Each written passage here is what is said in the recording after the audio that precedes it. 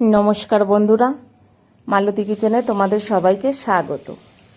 আজ নিয়ে এসেছি চিকেন। লাল লাল করে ঝাল ঝাল করে চিকেন বানাবো। একদম মাটনের স্বাদ পাওয়া যাবে এই চিকেনে। তো আমি এখানে চিকেন নিয়েছি 2 কেজি। তো দেখছি ছেলে ধুয়ে রেখেছে, বেশ ভালোই ধোয়া হয়েছে। আর ধোয়ার দরকার নেই, কিন্তু আমি একটু জল ঝরিয়ে নেব, তার জন্য এখানে রেখে দিলাম। এবার মাটির উনুনে রান্না করব, সোজা রান্নাঘরে। এখানে চিকেনে একটু নুন হলুদ মেখে নেব।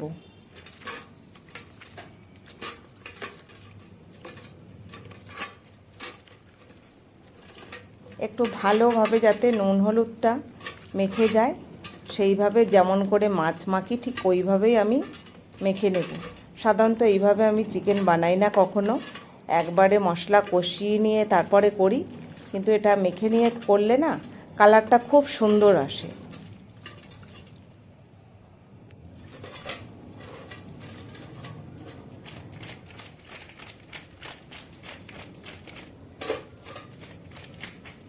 এইভাবে এবার কিছুক্ষণ রেখে দেব। নুন দিয়েছি, যদি জল থাকে বেরিয়ে যাবে। তারপরে এই যে মাটির উনুনে রান্না হচ্ছে, হাঁড়িতে ভাত বসিয়ে দিয়েছি, মাটির হাঁড়ি। এখানে বেশ বড় বড় করে আলু নিয়েছি, আর এই যে ছোট ছোট করে আলু নিয়েছি, এটা অন্য একটা তরকারি হবে। এখানে কুচিয়ে নিয়েছি পেঁয়াজ, রসুন, আদা। এখানে অনেকটা লঙ্কা নিয়েছি, কিছুটা গোটা জিরে নিয়েছি, আর গোটা গরম মশলা। তো ভাত তো আমার এদিকে হয়ে গেছে। এবার এই মশলাটাকে হালকা করে একটু তেলে নেব, শুধু মুচমুচে হবে, ঠিক এইভাবে আমি ভেজে নেব।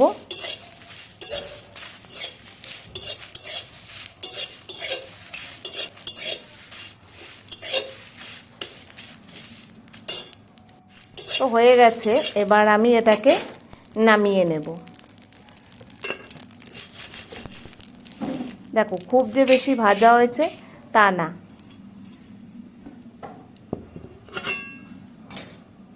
আবারও কড়াই বসিয়ে দিয়েছি, এবার সর্ষের তেল দিয়ে দেব।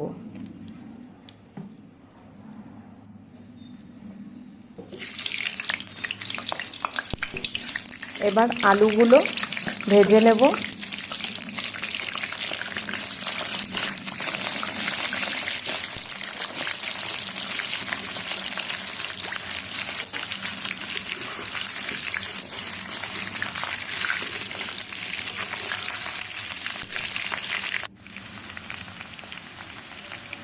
আলুর ভেতরে সামান্য হলুদ দিয়ে দিলাম, তাহলে বেশ রঙটা আসবে। কিন্তু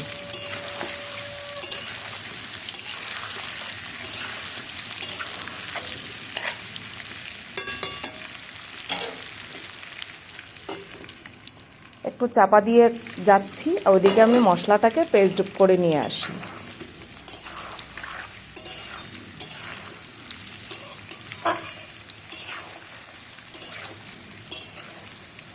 আলুগুলো বেশ লাল লাল করে ভাজা হয়েছে, এবং এখানে 70% আলু সেদ্ধ হয়ে গেছে।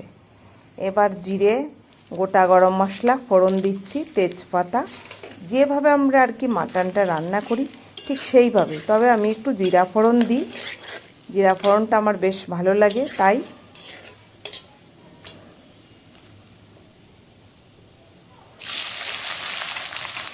কুচনো পেঁয়াজ দিয়ে দিলাম।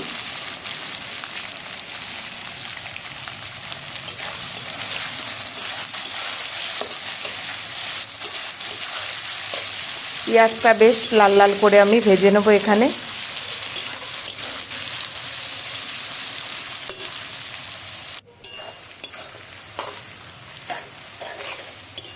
বেশ ভাজা ভাজা হয়ে এসছে, একদম সোনালি কালার হয়ে এসছে।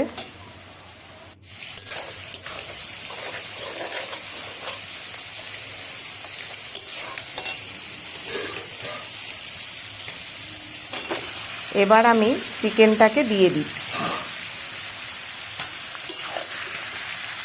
চিকেন আর পেঁয়াজ একসঙ্গে নেড়ে নেব।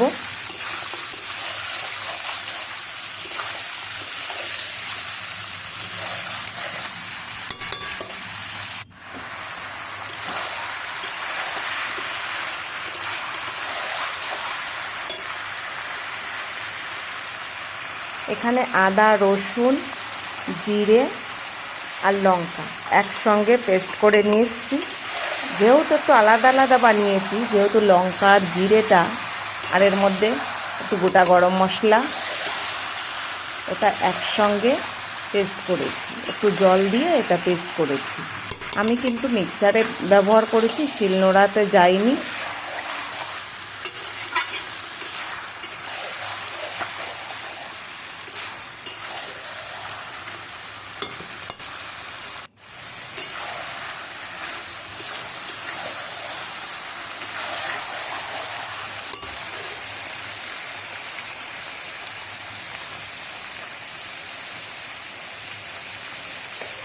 সামান্য নুন দিলাম, যেহেতু আগে আমার নুন দেওয়া ছিল, আর হলুদ দিয়ে দিলাম। এবার মশলা ধোয়া জলটা দিয়ে দেব, দিয়ে ভালো করে এবার কষিয়ে নেব। ঠিক এইভাবে যদি চিকেন বা মাটন করা হয়, এর স্বাদটা কিন্তু অন্যরকম। সামান্য একটু লঙ্কার গুঁড়ো দিচ্ছি, একটু কালার হওয়ার জন্য।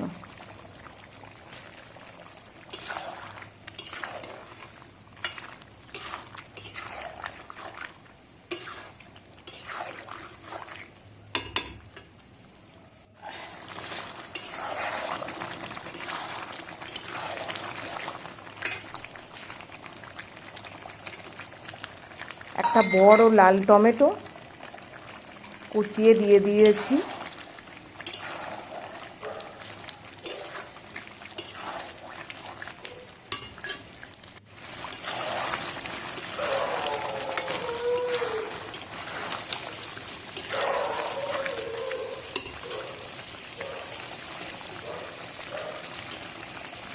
এই যে বরের জন্য 4টে ঠ্যাং ছিল, এটা দিয়ে দিলাম।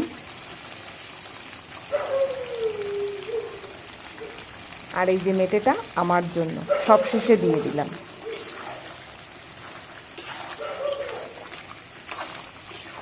এবার এটাকে ভালো করে একটু কষিয়ে নেব।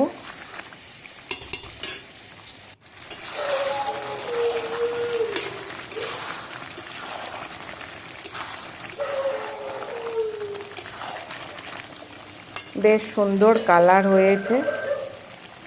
এবার আলুগুলো দিয়ে দিচ্ছি।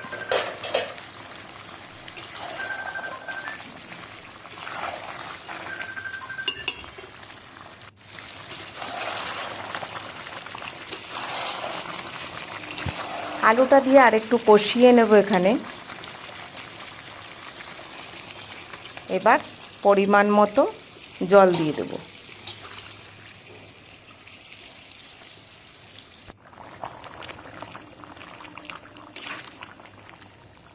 এবার সুন্দর ফুটে উঠেছে ঝোলটা, দেখো কত সুন্দর লাগছে।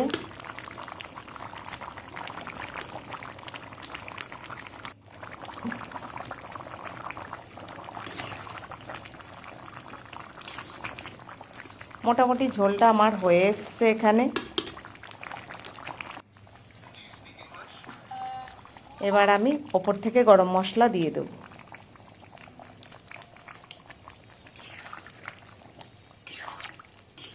ব্যাস রেডি আমার চিকেনের ঝোল।